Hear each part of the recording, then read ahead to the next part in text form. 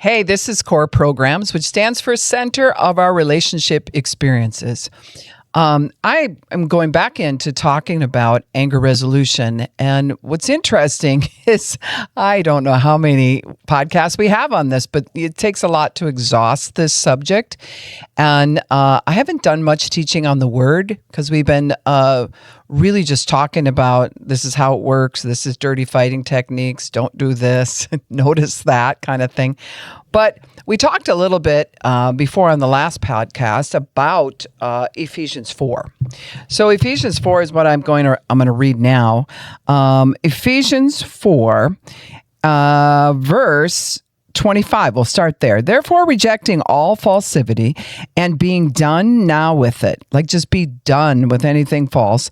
Let everyone, I should say, express the truth with his neighbor, for we are all parts of one body and members of one another. So if we're rejecting things that are false, it causes us to be just outwardly truthful. But you have to remember, you can be truthful, but truth without love is not truth at all. And love without truth is not actually love at all. So I always like to call a spade a spade. I like when people, they'll say, oh, sorry, I was so blunt about that. I actually like when people just tell the truth. And it can shock and awe you. There's better ways to say the truth that might be nicer than how somebody puts it together. But wouldn't you rather just hear the truth and be able to speak the truth? Part of anger is all the stuffing where we don't actually get our feelings out. We're not actually talking about how we really feel. And we're afraid. We're afraid there's going to be another argument. We're afraid that it'll get out of control. We're afraid of ourselves, we've talked about. And so then it's very difficult to get this out in a way where, like, hey, I'm being truthful in love, but I still got to say what I got to say. Verse 26 says, when angry, do not sin. Or the King James says, in your anger, you can be angry, but sin not in your anger. When angry, do not sin. Do not ever let your wrath, your exasperation, your fury, or indignation last until the sun goes down. You might be ticked all day, right? But God's saying, don't go to bed on this. Not good. Not good. We talked about a little bit this before, but I wanted to read the scripture and bring it up because we're going to work on some more resolve stuff today. When angry, do not sin. Do not ever, the Amplified says, let your wrath, which is your exasperation. You ever reach that point where you just get exasperated? I mean, it is totally different. When we're following that scale of 1 to 10, and after 10 comes rage, if you got anger scale that you're climbing, exasperation's quite a bit a ways up there. I can start to get annoyed at a 1 or 2, and then I'm starting to get frustrated at 3 or 4, and it's really starting to kind of boil in me that, I really want this thing to stop. Up around 4, 5, 6 for sure. But if I've reached the point of exasperation, that is right before I go into rage. That's a dangerous spot to be at. Now we're starting to lose a little bit of our control of our emotions and our mental state. We're not thinking cognitively the same way that we would because adrenaline's so high. When you're angry, do not sin. Do not ever let your wrath, your exasperation, your fury. Okay, something that's fury is like you're going after somebody or something.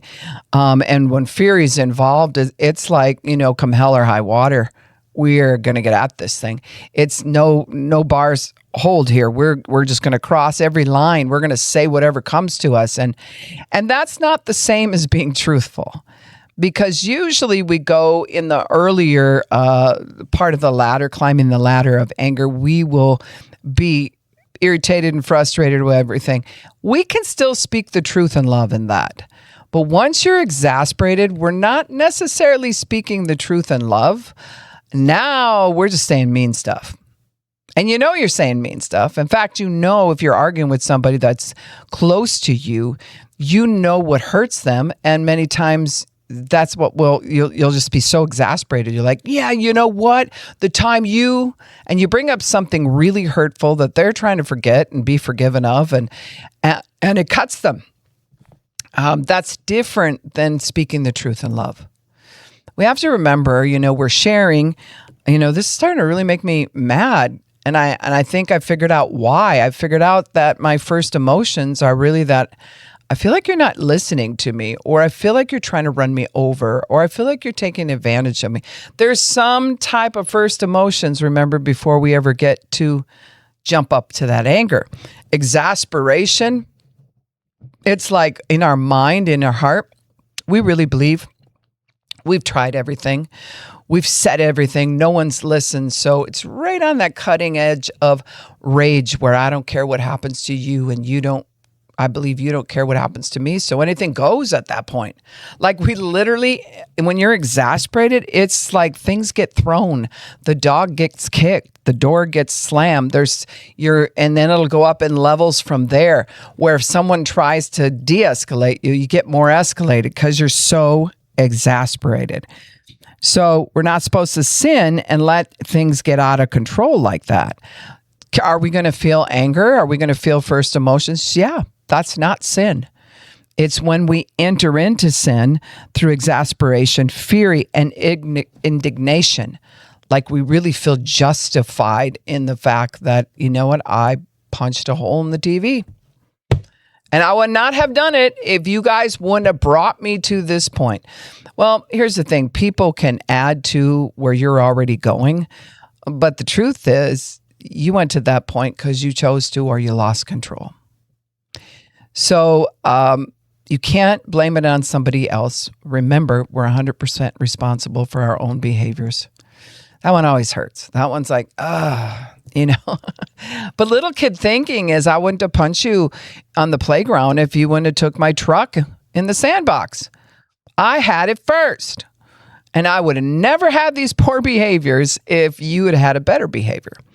When the truth is, people can have poor behaviors around you and you still have the ability to choose. But if the flesh gets out of control, if the underside of your brain trumps the top side of your brain and you reach such a point of exasperation and that indignation, and you're just like fury all over the place, you are going to feel my wrath. And which is really, now we're not in a learning setting anymore. It isn't like if you're dealing with your kids, I want them to learn through this. I want to correct them and teach them and do all these things.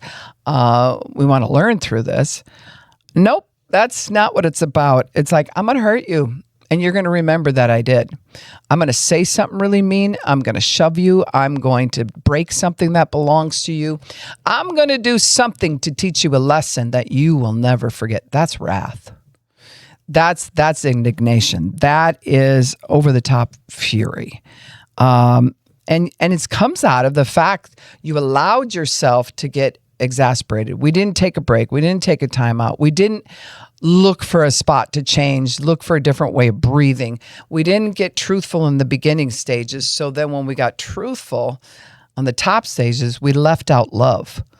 Now we're just going to pull levers to win. Now we're just going to pull levers to gain control. And I really kind of want to hurt you to leave a mark. So emotional mark, especially, so that you know that I'm the winner and I will always win. And so, that's the emotion of it.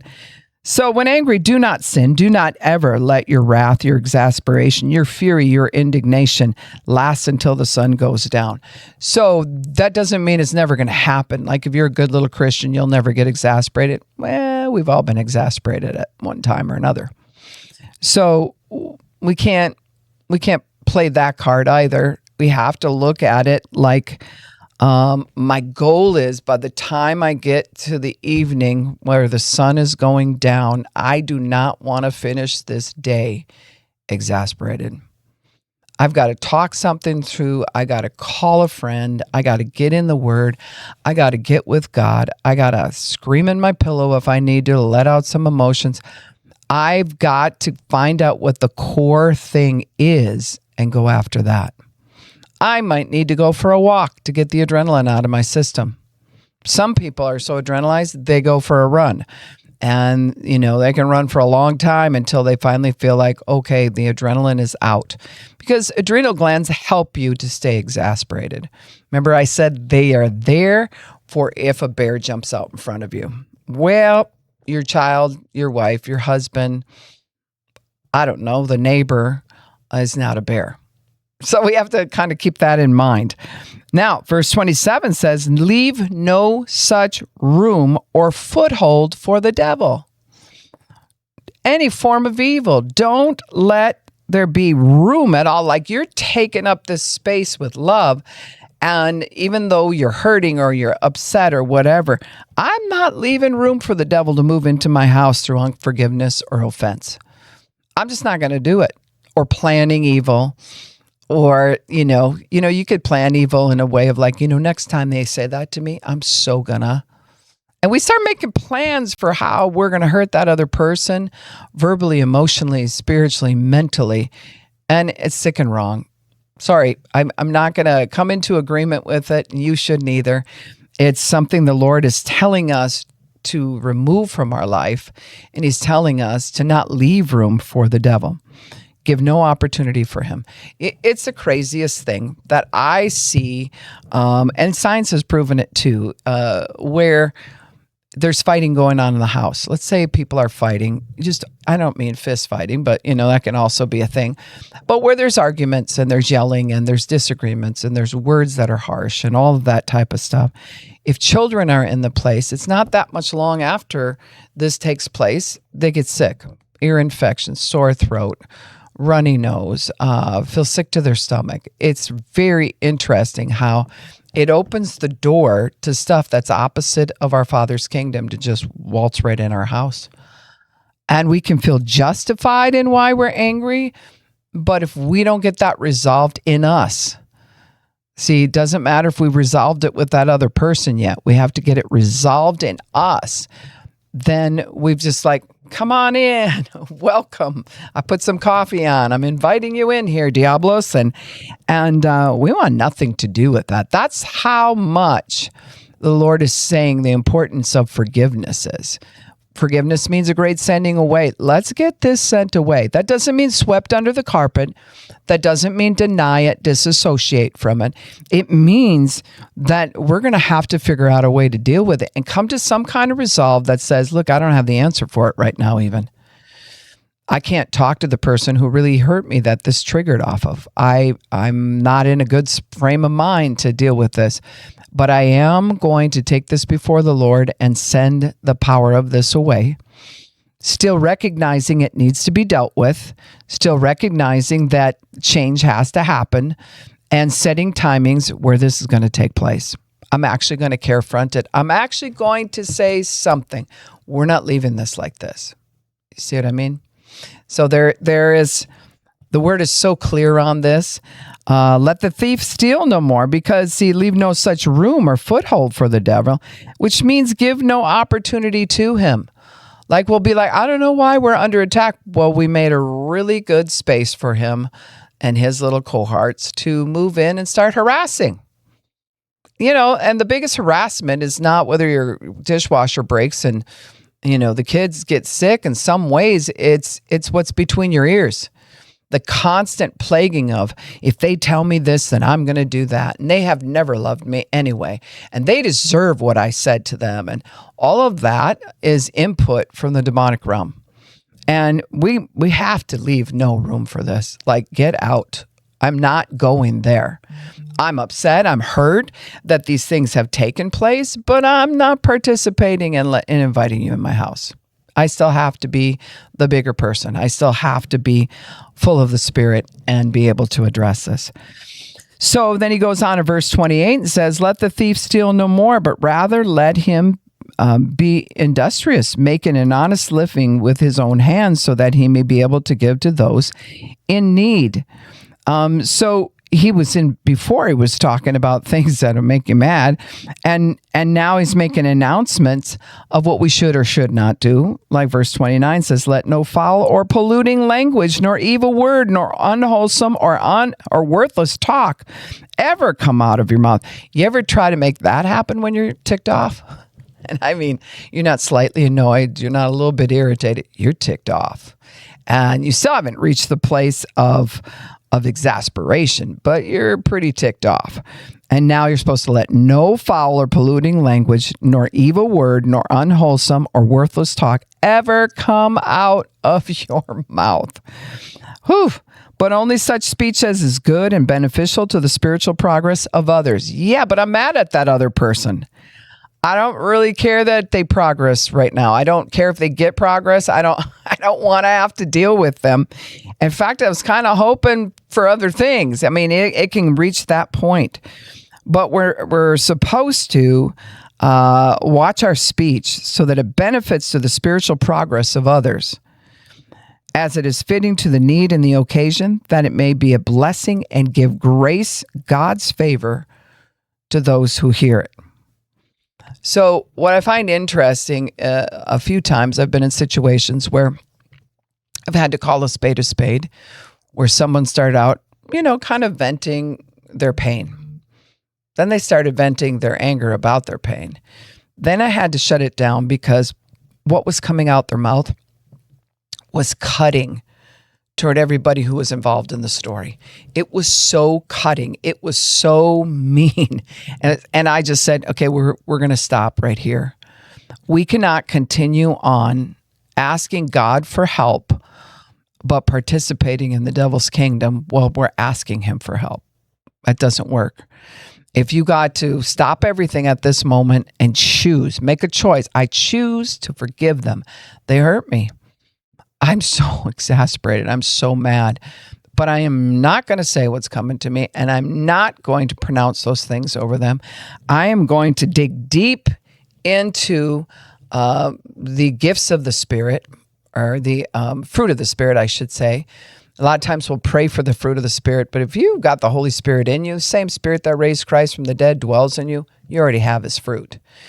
But to get that fruit to come out, just like a tree, you're the tree already, but you got to get the fruit to come out. You have to be in agreement with the seed part of you and what he's planted in you to get that seed to manifest. It's like, okay, now I'm starting to get better at long suffering. I'm starting to get better at giving grace and being a good listener, and all the things that are built into the fruit of the Spirit. I can pull on that now and use that power to deal with myself. But what we do in those spots where we're starting to get exasperated, I'm not trying to deal with myself. I'm trying to deal with you. You're the problem. And they might be the problem, but suddenly you become the problem because they had a problem. And that's a real problem. So if we look at that, that's something that the first thing to deal with is you. Because if you're at a spot where you've moved to exasperation, you're of no benefit to resolve a thing. All you're going to do is add more pain to the situation. So there are people who see that they get exasperated easy, and so they'll disengage, but they never come back to revisit it. They just won't. They're just like, I'm out. Seacrest out. I'm gone. And they'll just leave. And as they leave, they'll be in a spot where, they just disappear. Well, you'll disappear from this person, and then you'll disappear from your work. And then, I lost it when I was at the grocery store. So now I'm going to start ordering online and get it sent to my house. You're disappearing, and you're also covering up you. And it's not healthy, and it's not good. We have to find ways to de-escalate, is what we call it, before we get to the point that we're so exasperated. But how do you know where you are on that scale? That goes back once again. How am I tempered? Am I self-aware? And if I'm going to be self-aware, I have to look at it and go, I'm aware right now that I've crossed number 5. And I don't think it's good. So I better take some action. I better have, not allow myself to go up into any form of exasperation. I can't trust where I'm going right now. And if I got to feel that I'm going to have to be able to control myself, I might not have it. On certain topics, you have it. You so have it. You have patience and everything. But other topics, when it hits your pain, it's so painful that you're like, oh man, I thought I had it, but now I don't think I do. Be honest with yourself. Be honest, and then move on to dealing with yourself so that you can come back and communicate about that other thing or with that other person. I hope that makes sense because, it's such an important skill. If we don't get the skill, we become fearful of ourselves. And the way that we're afraid of ourselves, sometimes we're not even aware of. We are afraid to go and be in certain situations because we don't know if someone's going to trigger us, and we'll get exasperated, and then we'll say things. And I don't want to be in a spot where I'll do that. So really, is it the other people who are just so mean that are always triggering you? No, you got a button in you that you have to take away. You have to shut that off so that no matter what happens in the world, I'm not going to freak out because you're freaking out. I don't have to meet your energy where you're at. I can regulate myself. And then whatever's going on with you, I'm self-regulated, and I can listen, and I can have boundaries, and I can do all kinds of things. I can think. When you get exasperated, you ain't thinking. You think you're thinking, but you're not. Just whatever comes to you just comes out the mouth. It's like all filters went in the garbage. They dissipated. They blew up. And suddenly now it's like, say whatever. And sometimes you'll feel it come out your mouth and you know, I am being really hurtful right now. And there's a part that goes, oh, I'm so wrong. And there's another part that just goes, man, that felt good. I was hurting so bad. I felt really good to say that mean thing to you. That's wrong. The Lord will convict you, but don't let it do where now I'm afraid of myself. I hurt people. That's how I am. I don't get certain things. That's how I am. Get the help that's needed. We all get exasperated at certain times. It's what you do with that exasperation. In the next podcast, we're going to talk about that and how to take apart the word exasperation and find ways that we can slow everything down. Many podcasts ago, I talked about a man who literally gets paid to come into churches, to business meetings, to all kinds of stuff, where he settles arguments. So, but there's a rule when he goes to settle it. Like say he went into a place where there was a board and they couldn't agree on anything, right? So they're bored over a certain ministry or something like that, and they couldn't agree on a thing. So he said, okay, we're going to talk about the same things, but we have to talk really slow. No one gets to talk any faster than this. See, exasperation, you start speeding up and everything gets louder and you just don't understand. And I don't care. And then swear words are thrown in the middle and all kinds of stuff because it's like an explosion in the brain. If you don't grab a hold of that, you're not going to be able to make sense of anything anyway. And so our great grandiose ideas are really kind of lame when we mix them with exasperation. So he gets everybody talking like this. And it takes way less time, believe it or not, to settle the argument because you really have to think about what you're about to say. You only get, like say you get a minute to talk and you're talking like this. Well, then you better really formulate what you have to say and make it have meaning. We add all kinds of stuff that doesn't mean anything, bring in all kinds of subjects that are not the subject, say some really hurtful, mean things, color it up with cuss words. and then sometimes in the end, after a half an hour of just machine gunning somebody, they still don't know what you're really wanting. They just know you're ticked. Where if everyone has to talk slower, and that's the rule, and you follow the rule, you'll find that you will condense your thoughts. You will bring them to a point, and you will be able to resolve things a whole lot quicker if you handle it that way. So exasperation's a real deal, baby. And we have to suck it up, buttercup, when we go to be able to deal with some of this stuff. It really does. It feels like you're sucking it up. You're like, trying to get through it. There is no better person than another person, like, oh, I'm that angry person. Everybody gets angry. Just some people have skills to handle it. Some people's physical body helps them to handle it, and some don't. So you have to know who you are and what you're dealing with. You're trying to deal with you. Well, who are you and how do you handle things? It's going to be different than me. It's going to be different than the next person. Don't try to be somebody else. Face the person that you are and make it stronger. Make it where you can regulate yourself and be healed.